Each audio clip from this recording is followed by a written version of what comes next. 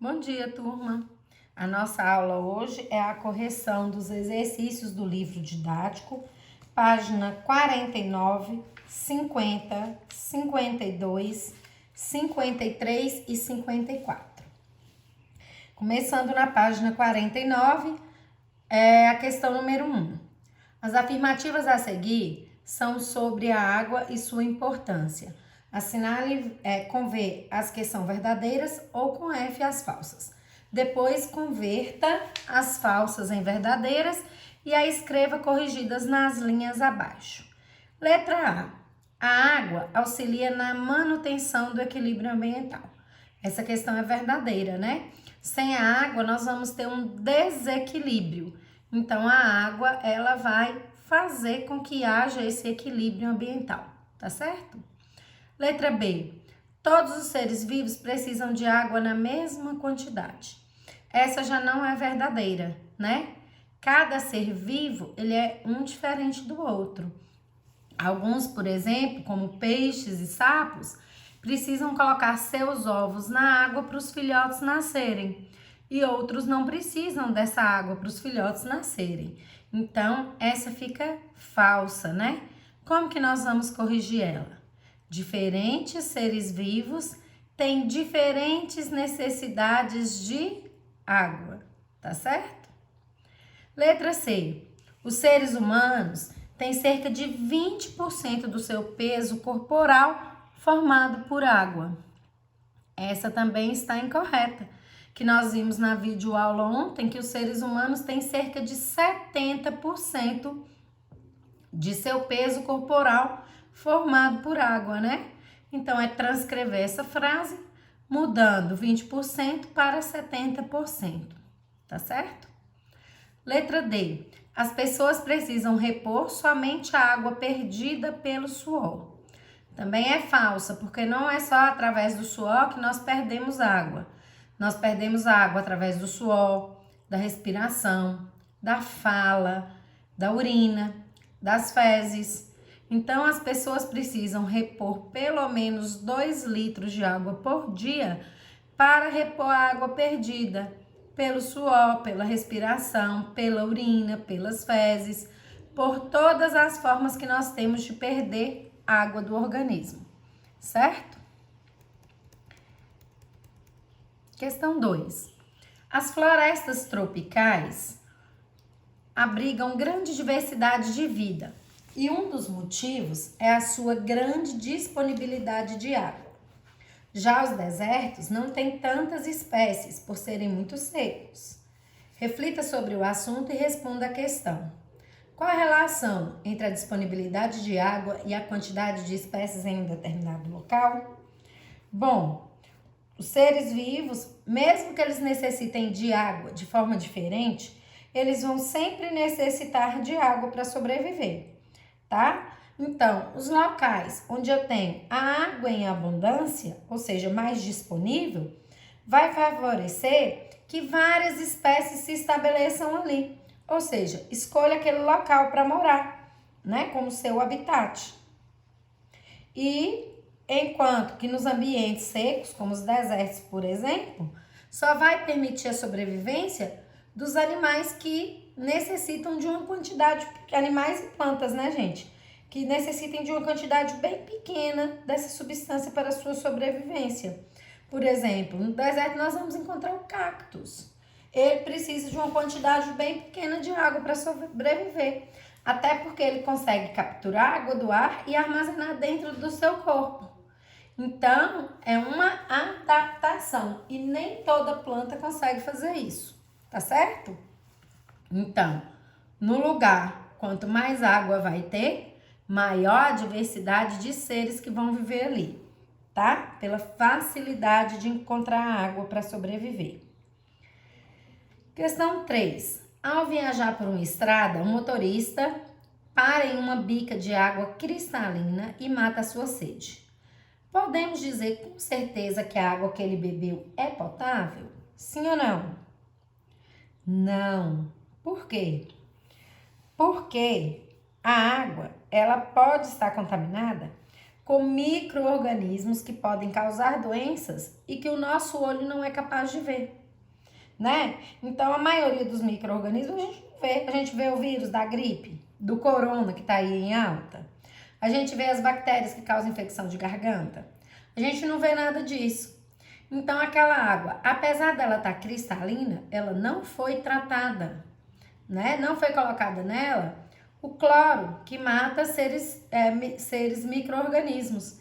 Então, o que acontece? Ela pode estar limpa, mas ela não está potável. Potável é quando a água foi tratada, tá certo? Vamos para a questão 4.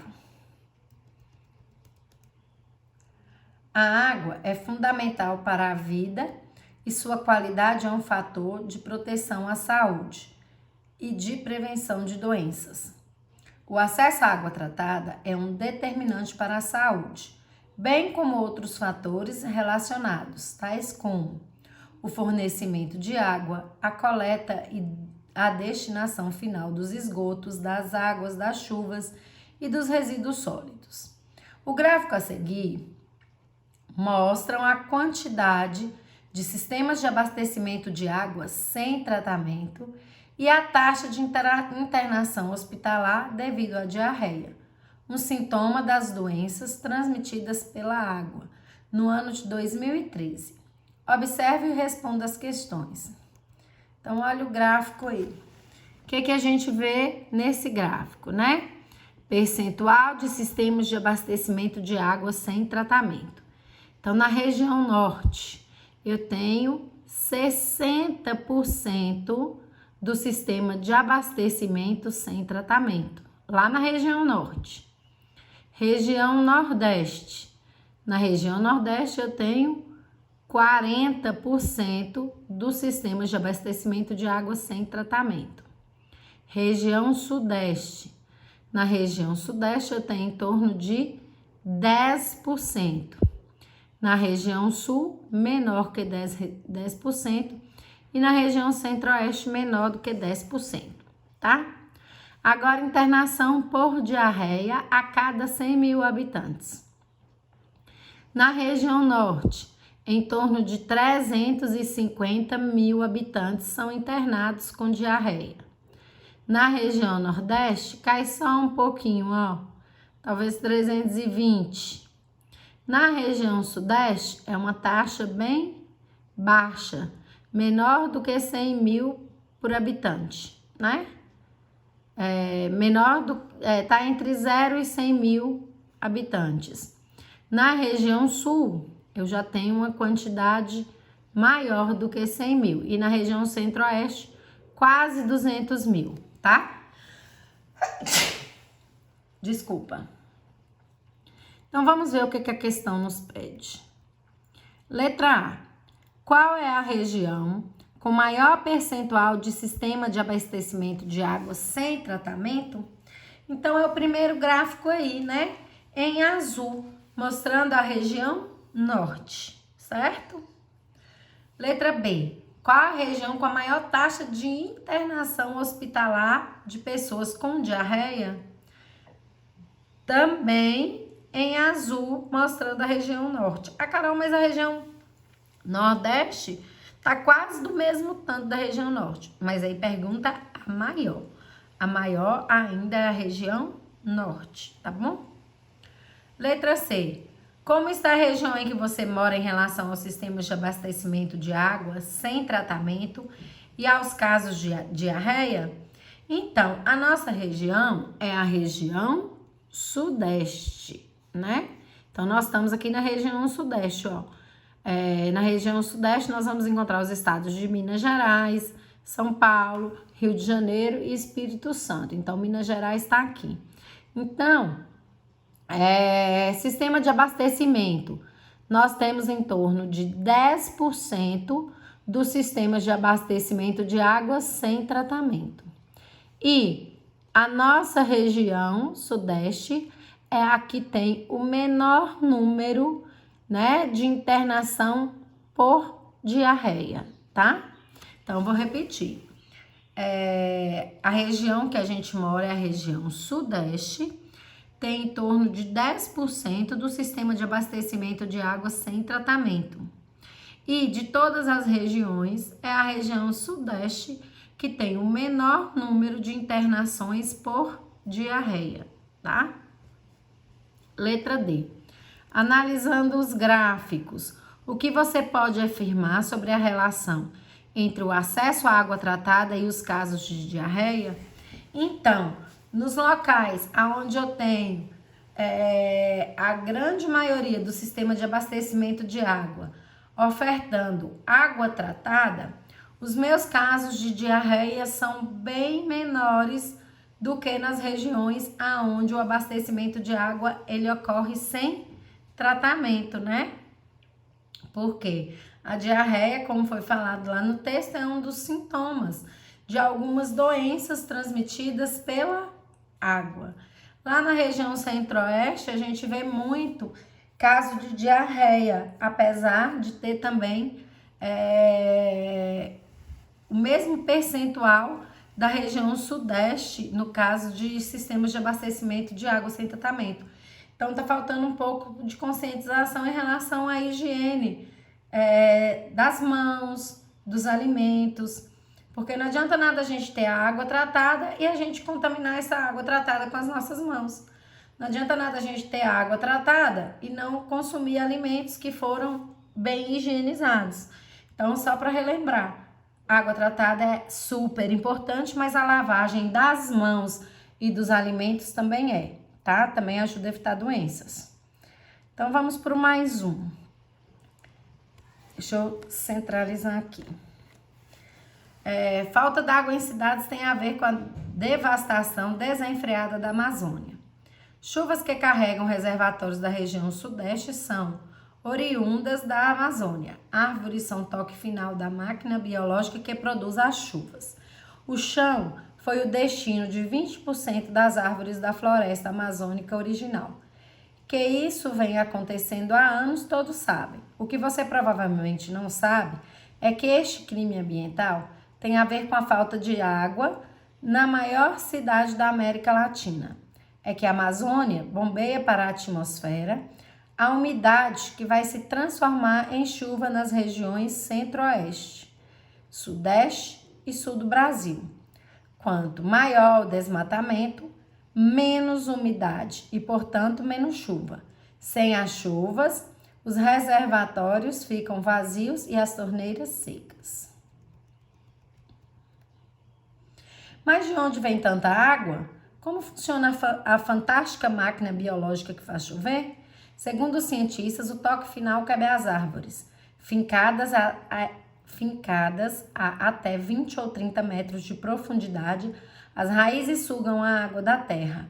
Os troncos funcionam como tubos e, pela transpiração, as folhas se encarregam de espalhar a umidade na atmosfera.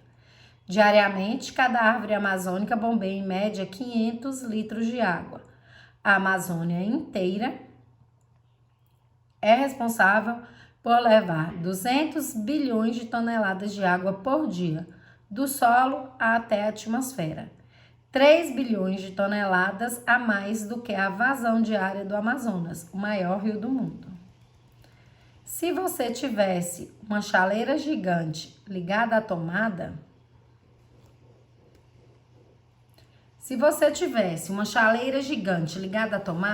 você precisaria de eletricidade da usina de Itaipu, que é a maior do mundo em potência, funcionando por 145 anos para evaporar um dia de água da Amazônia. Esse imenso fluxo de água pelos ares é chamado de rios voadores. Testes feitos em laboratório comprovaram mais da metade da água das chuvas das regiões centro-oeste, sudeste e sul do Brasil e também na Bolívia, no Paraguai, na Argentina, no Uruguai e até no extremo sul do Chile, vem da Amazônia. Os pesquisadores não têm dúvida. Sem a Amazônia, os estados de Minas Gerais, São Paulo, Rio de Janeiro, Paraná, Rio Grande do Sul, fatalmente seriam desertos também. Para quem está no Brasil, seja Porto Alegre ou Manaus ou São Paulo, tem de saber que a água que consome em suas residências, uma parte dela vem da Amazônia, e que por isso temos que preservar. Alerta Gilvan Sampaio. Agora, analisando o texto e a imagem, responda as questões. Como a Amazônia influencia a quantidade de água nas cidades citadas? Então, o que a Amazônia faz? Né? Ela é uma floresta gigantesca com milhares e milhares de árvores, milhares e milhares de quilômetros cobertos por árvores, né? Ah, mas tirar uma árvore de lá não faz diferença, não. Faz sim, porque cada árvore tem seu papel, né? Qual que é esse papel? Elas vão bombear para a atmosfera a água na forma de vapor. Esse vapor que ela coloca na atmosfera vai se transformar nas nuvens que vão ir para outras regiões e que vão derramar aquela água que forma aquelas nuvens nessas outras regiões. Quanto mais árvores eu tiro da Amazônia, menor vai ser essa quantidade de vapor de água que ela coloca na atmosfera. Quanto menor essa quantidade de vapor d'água, menor o número de nuvens. Quanto menor as nuvens, menor a chuva, tá certo? Então, sem essas chuvas, a nossa região, que é a região sudeste aí, ó, provavelmente com o tempo, se o desmatamento da Amazônia continuar, vai se transformar em um deserto, tá bom? Letra B. Como as árvores mantêm a umidade do ar? Bom, como o texto fala, ela tem raízes muito profundas, né? Até com mais de 30 metros. E elas retiram lá dos lençóis freáticos, daqueles reservatórios subterrâneos, a água, tá? Essa água sobe por essas raízes profundas, passam pelos troncos, né? E saem pelas folhas. E essas folhas é que vão liberar essa umidade na atmosfera, tá bom? Letra C. Por que a preservação da Amazônia influencia todo o país? Porque, segundo a pesquisa aí, ó, as chuvas de diversas regiões brasileiras dependem dessa água que foi colocada na atmosfera na forma de vapor pelas árvores da Amazônia. Certo, pessoal? Essa página 51 você não mandou fazer não, Carol. Mandei sim, vocês já fizeram, mas não foi hoje, foi no outro conteúdo, lembra?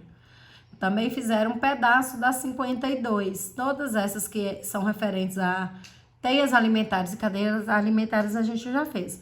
Por isso que eu pedi para vocês fazerem na página 52 somente as questões 4 e 5, tá bom? Questão 4. O ser humano polui a atmosfera de diversas formas. Entretanto, a poluição do ar também tem suas fontes naturais. Assinale as alternativas que citam fontes naturais de poluição do ar. Então, natural é que não está relacionado com o homem. Então, uma tempestade de areia no deserto é culpa do homem? Não, é da natureza. Então, isso é natural. Pode causar poluição? Pode, porque levanta aquela areia e quem mora ali naquele local vai ter que respirar um ar cheio de areia, tá? O vento que arrasta poeira do solo, a mesma coisa, também é natural. O homem não produz esse vento, não. É a natureza e essa poeira que estava no solo, que vem para o ar, contamina o ar, tá? E a erupção de um vulcão, expelindo muita fumaça e gases tóxicos. O homem também não é capaz de fazer com que haja erupções vulcânicas, só a natureza. Então, essa também é para ser marcada. O aumento da frota de veículos automotivos nas grandes cidades. Isso aí é culpa do homem, né? A natureza ela não precisa de veículos, não, muito menos do aumento dessa frota. Quem utiliza e precisa dos veículos são os seres humanos. Então, não é natural, tá? Então, a letra D não vai ser marcada. 5. A utilização de combustíveis fósseis como gasolina e óleo diesel, bem como as queimadas, contribui para que vários compostos químicos retornem à atmosfera. Os ciclos biogeoquímicos que mais se relaciona a esse evento é o do nitrogênio? Não, porque o do nitrogênio tem a ver com bactérias, lembra? O ciclo do oxigênio? Também não, porque ele tem mais a ver com a fotossíntese, né? O ciclo do carbono? Isso, o ciclo do carbono. Porque quando eu queimo gasolina, óleo diesel, eu vou produzir o quê? Gás carbônico. Então, eu estou queimando esses combustíveis e devolvendo carbono para o ambiente, tá bom? Então, já sabemos que é o ciclo do carbono. Também seria incorreto dizer que é o ciclo do enxofre ou o ciclo do fósforo. Questão 6. Uma questão das Olimpíadas Brasileiras de Ciências, né? Fala assim: o esquema a seguir representa o ciclo do carbono na biosfera. Sobre as etapas desse ciclo biogeoquímico, é correto afirmar que em A1, a produção de gás carbônico e água. Em aqui, ó, são seres autótrofos, são aqueles que fazem fotossíntese. Eles vão produzir gás carbônico e água? Não. Eles vão utilizar o gás carbônico, vão produzir seu alimento e oxigênio. Então, ela está incorreta, não podemos marcar ela. Fala aqui, letra B. 2, a produção de oxigênio e glicose. 2, olha o 2 aqui. Autótrofo para heterótrofo, quer dizer, quando uma planta serve aqui de alimento para o heterótrofo, está tendo produção de oxigênio e glicose? Também não. Então, também não é ser marcada, né? A produção de oxigênio vai ser aqui em 1. E glicose. 3.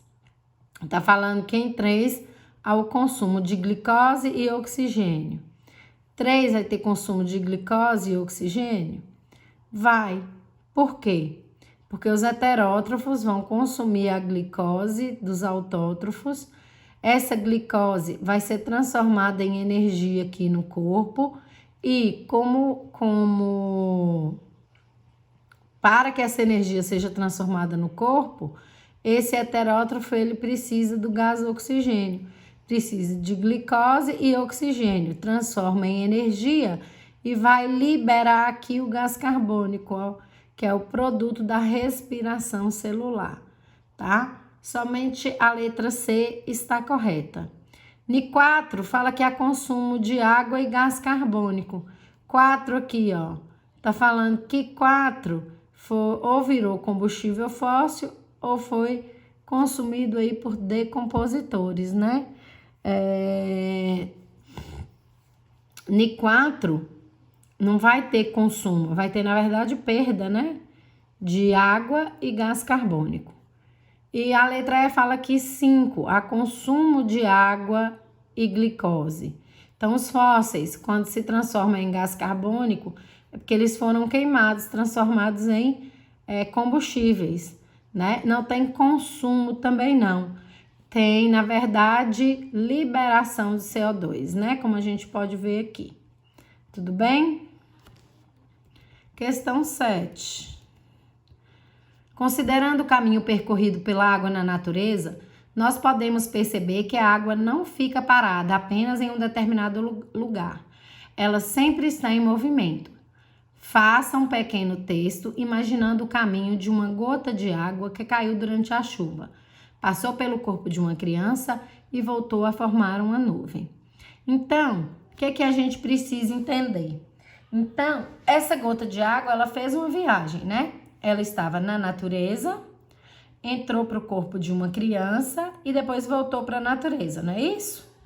Então, eu tenho que fazer o quê? Uma historinha onde a criança está num local onde está chovendo, né? Essa chuva caiu no rio, essa água do rio foi capturada por uma estação de tratamento de água, essa gotinha chegou através da estação de água na casa daquele garotinho, né? Esse garotinho que estava com sede bebeu essa gotinha de água, bebeu a água que tinha essa gotinha, né?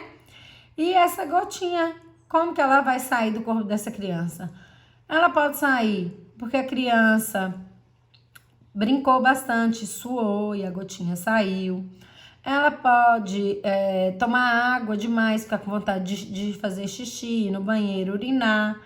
Ou essa criança caiu, machucou e chorou e essa gotinha saiu pela lágrima dessa criança, por exemplo, tá? Então, é uma história que vocês vão montar e tem que ter mais ou menos essa linha de raciocínio aí, tá bom? Questão 8. O Centro de Informação em Saúde para os Viajantes, CIVES, orienta de que modo turistas podem reduzir o risco de contrair doenças durante as viagens. Entre as orientações encontramos não consumir bebidas, suco, sorvete, gelo ou qualquer tipo de alimento adquirido com vendedores ambulantes. Justifique esse tipo de advertência. Bom, porque essa água que foi usada para produzir esses alimentos ou gelo, qualquer coisa, ela pode estar contaminada por micro-organismos causadores de doença. Então, não tem garantia que aquela água que foi usada, ela foi tratada, né? Então, é por isso que é melhor não arriscar, tá bom? Questão 9. Observe o cartaz ao lado. Ele nos mostra os principais sintomas de 3 doenças que têm algo em comum. Zika vírus, dor nos olhos, olhos vermelhos, febre baixa, dor muscular, dor nas costas, dor nas articulações, lesões na pele com pontos brancos e vermelhos. Chikungunya, dor muscular, dor de cabeça, febre alta, manchas vermelhas, dores intensas nas articulações. Dengue, tontura, fraqueza, febre alta, náusea, vômito, dor de cabeça, sangramento do nariz e gengivas, perda de peso. Letra A. Qual a forma de transmissão dessa doença?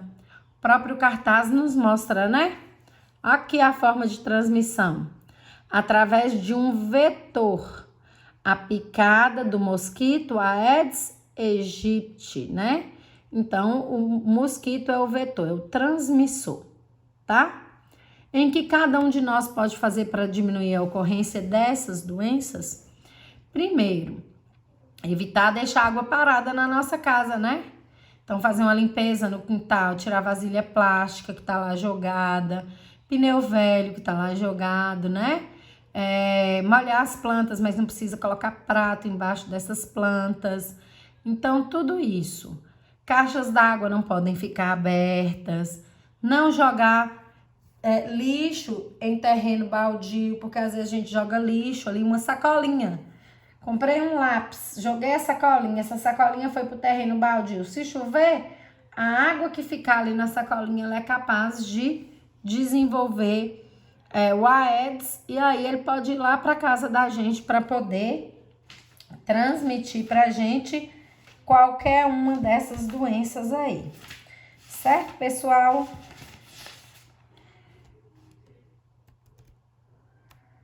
Então, vamos para a questão 10. Leia o texto a seguir. A importância da floresta para as chuvas e a temperatura não é novidade para os índios do Xingu. Cumaré Iquipeng, liderança indígena do povo Iquipeng, afirma que há muito se sabe dessa ligação. Os antigos sempre nos falam que a floresta traz a chuva e controla o clima. E ainda hoje nós percebemos como o fogo e o desmatamento influenciam a natureza.